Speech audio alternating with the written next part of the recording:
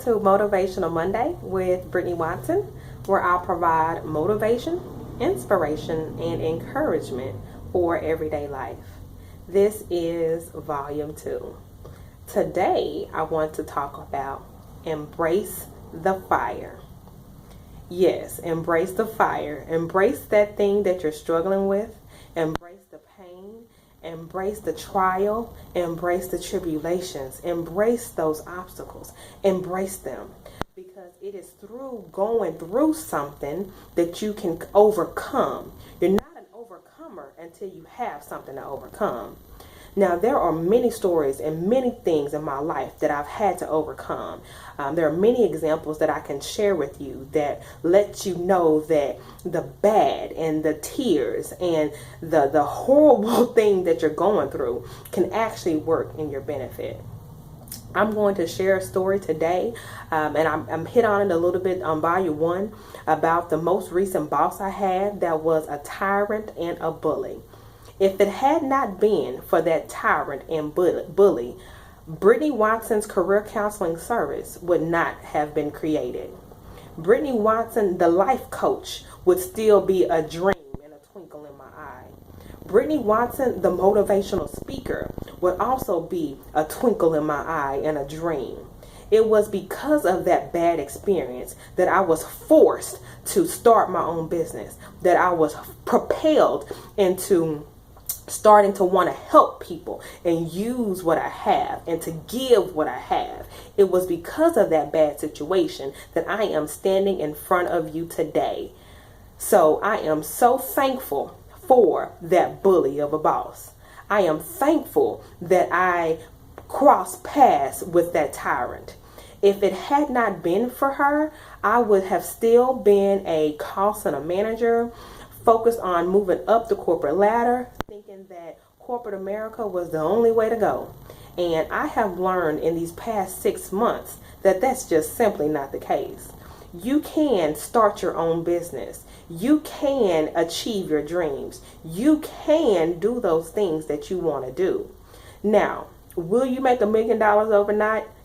Maybe not. But will you have a rewarding feeling on the inside? Will you feel like you've accomplished some things? Yes, yes, and yes. So let me encourage you to embrace the fire, embrace the struggle, embrace that thing that you're going through, because there is a lesson in it. If you were not tested, how would you have a testimony to tell somebody else how to overcome? Always try to find a silver lining in your cloud.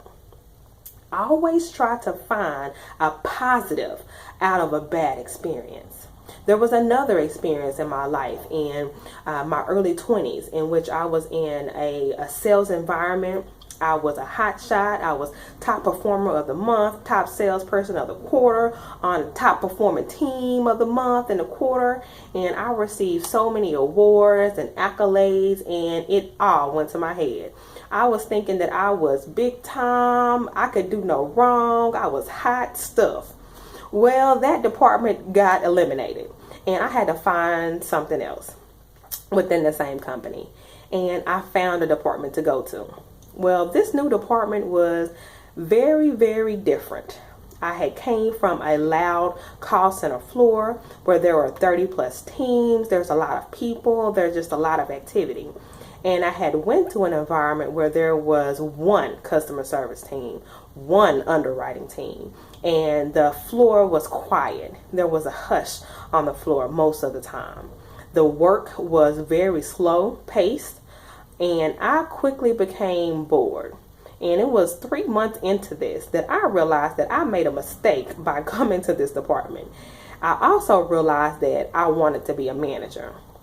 Now, that was a big revelation for me, because when I was a sales associate, I said that they couldn't pay me enough to be a manager. Now, there's no way in the world I would ever want to be a manager and be responsible for someone else's performance. No way. But it wasn't until I got in that department in which I was bored and I was not challenged mentally. And I actually started to cry every day because I was bored and I felt stuck with no hope, nothing to do, nowhere to go. And I decided to apply for a management training program.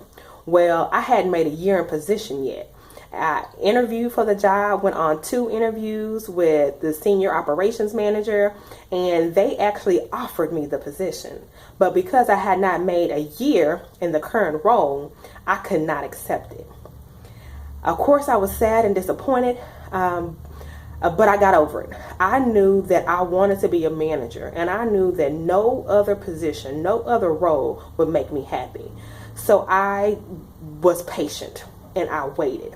And it took a year and a half before I was able to transition into this management development program. And during this year and a half, I cried. I was so sad. My boss at the time, it felt as though she was picking on me and singling me out and, looking for ways to say something to me. Always had something to say. And so it was during this time that I realized I was being made. I was humbled in this department. I was no longer a hot shot. I was no longer big time. I was no longer putting up big numbers because the department was not structured as such. It was regular customer service. Everybody's on a level playing field, and that's it. So I went from being a big fish in a big pond to a little fish in a little pond, and I felt ignored. Well, I started coming up with things and what I would do if I was manager. Well, if I was a manager, I would do it like this. I'd make sure I wouldn't make my lower performers feel bad. So I started devising all these plans on what I would do when I became a manager.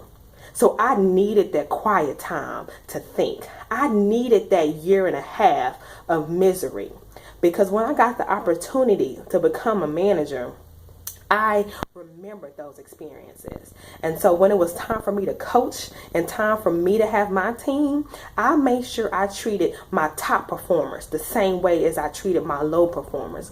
I made sure I provided coaching and support to those new reps that came to my team. I made sure that I did all of those things that I wish my boss would have done for me. So I needed that. I needed those tears. I needed that suffering, because I would not have been the caliber of manager I was without it. So right now, think about what you're going through. Think about your current situation. Find the silver lining. Think about the lesson you can learn. Think about a friendship that can be born. Think about how you can impact somebody else's life in a positive way because of what you're currently going through. There have been people who have told me I have been the best manager they ever had. People who've told me they would have quit if I hadn't been their manager. People who told me that I encouraged them, I helped them like nobody else had ever done in their life. And that truly touched me. It let me know that I was doing the right thing, and I was doing that thing that I was actually born to do. So, even though you're going through a bad time right now, doesn't mean that bad thing is going to last forever. Trouble don't last always. So be encouraged and know that through every bad situation, there is something good that comes from it. So thank you very much for listening today. Let me encourage you to always be kind and always be humble as you go about your daily life. Thank you.